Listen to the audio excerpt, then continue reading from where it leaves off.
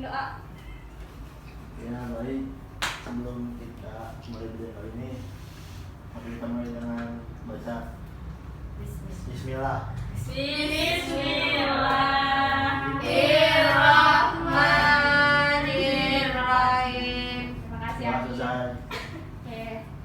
Sekarang rapikan dulu ya tempat duduknya, pakai maskernya. Oke, kali ini ibu akan absen dulu ya. Iya, Bu. Dina Maftuha, Hadira, Ahil, Di Hidayah, Hadir Ibu. Syafa Kamila, Hadir, Fikri, Hadir Bu. Witri, Hadir. hadir semua ya, alhamdulillah. Alhamdulillah. Ayo sekarang rapikan dulu tempat duduknya, pakai maskernya ya. Ya, Bu. Baik, Baik, Ibu. Oke. Sebelum memulai pelajaran, Ibu akan melakukan pretest terlebih dahulu. Nah, hari ini kita akan belajar tentang toharoh. Ada yang udah tahu belum toharoh itu apa? Bersuci, Ya, Bu. bersuci. Oke, jadi toharoh itu adalah kegiatan bersuci atau menghilangkan najis atau hadas dari tubuh kita, dari pakaian atau dari benda-benda lainnya.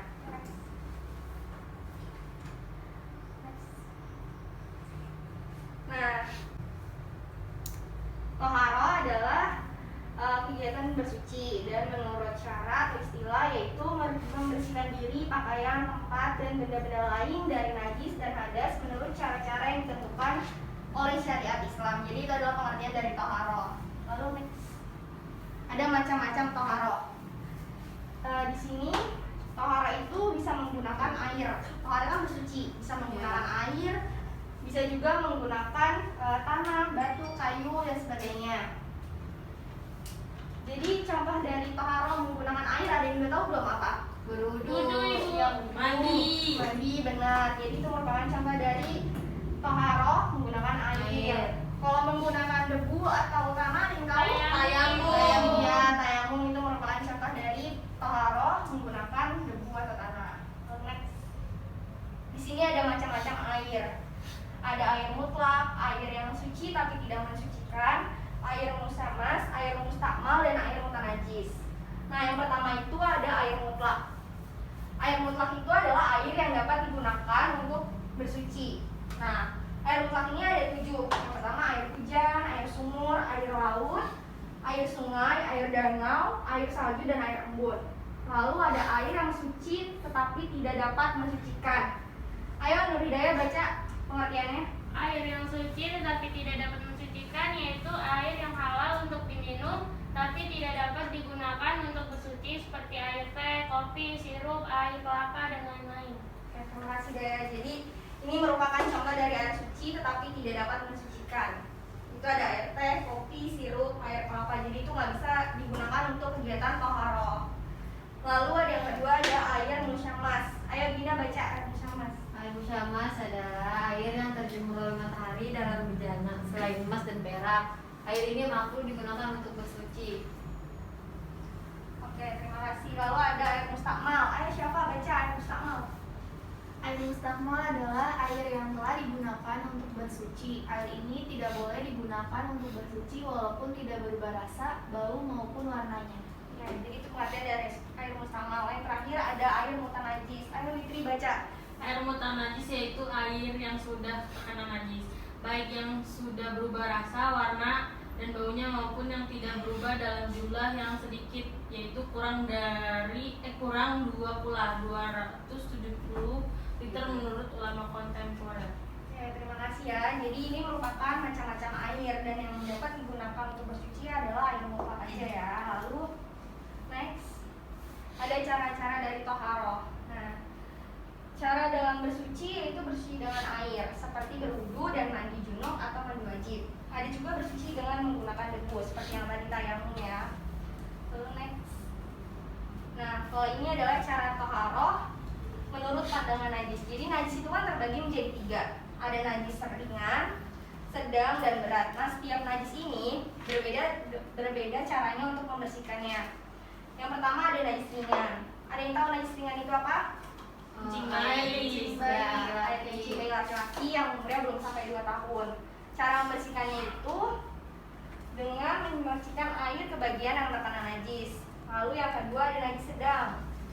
Najis sedang ini adalah kotoran, air kencing, dan sebagainya. Nah, caranya itu dengan membasuh atau menyiramkan air sampai najis tersebut hilang. Hilang bau, baik rasanya, baunya, dan warnanya. Dan yang terakhir ada najis berat. Nah, najis berat ini ada yang tahu apa? Najis berat. Air liur anjing. Iya, benar, air liur anjing. Terus babi. Iya, babi juga. Itu merupakan dari najis berat. Nah, cara membersihkannya itu adalah dengan menyucikan dengan air bersih sebanyak 7 kali dan salah satunya dengan tanah. Ini merupakan cara toharoh menurut pandangan najis. Oke, sampai sini ada yang ingin bertanya mengenai toharoh? Bu, berarti kalau darah itu termasuk najis sedang ya, Bu? Kalau Iya. misalnya berdarah terus kena baju, Iya, jadi kalau misalnya darah itu termasuk darah najis sedang. Kalau misalnya ada darah di baju, cara membersihkannya itu bersihkan dulu airnya atau najisnya itu kita bersihkan dengan menggunakan air, dengan menyiramkan air tersebut sampai baik rasa, bau, dan warnanya tuh hilang. Jadi seperti itu cara membersihkannya. Lalu sampai sini apakah sudah cukup? Cukup. Oke, udah mulai lagi. Nah, kali ini gua akan main games. Ada 2 kertas di sini, ada yang berwarna kuning dan ada yang berwarna merah. Jadi nanti yang berwarna kuning itu adalah berupa pertanyaan dan yang berwarna merah ini adalah jawaban dari pertanyaan yang ada di kertas warna kuning. Kalian nanti menemukan jawaban dari masing-masing ini ya. Jadi sekarang ibu akan membagikan dan kalian akan cari jawabannya. Oke? oke Bu.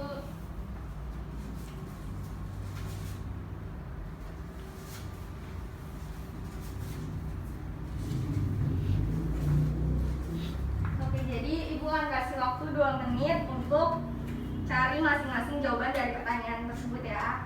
Baik Ibu.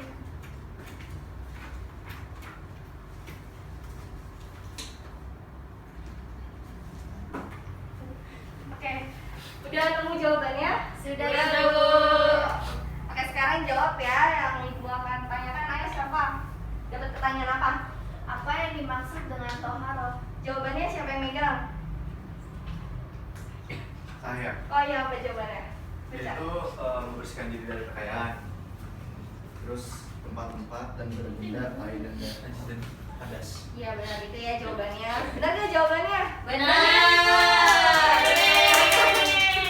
Lalu ayo, Ahil, dapat pertanyaan apa? Ada bola. Jawabannya siapa? Saya Bu. Ya apa Ada jawabannya? air hujan, air sumur, air laut, air sungai, air danau, air salju, air embun. Iya benar kan jawabannya? Oke yang terakhir, Gina dapat pertanyaan apa? Bagaimana cara bersuci? Siapa yang punya jawabannya? Saya Bu. Ya apa Yang jawabannya? pertama ada berwudu, mandi, dan tayamum. Benar kan jawabannya? Benar. Oke. Pembelajaran kali ini udah pada ngerti semua kan tentang toharo, yaitu membersihkan diri, pakaian, dan benda-benda lainnya dari najis dan hadas, baik itu najis kecil, ringan, sedang, maupun berat ya. Oke, sekian pembelajaran hari ini. Untuk pembelajaran minggu depan akan menjelaskan mengenai sholat ya, bab sholat. Dan untuk tugas minggu depan yaitu meresum atau memberi kesimpulan tentang pembelajaran hari ini. Oke. Sebelum mengakhiri pembelajaran hari ini, alangkah baiknya kita berdoa dulu ya. Ayo Fikri, pimpin doa. Ya teman-teman, alangkah baiknya sebelum kita menutup acara ini, mari kita berdoa membaca doa kafaratul majelis. Yuk. Bismillah.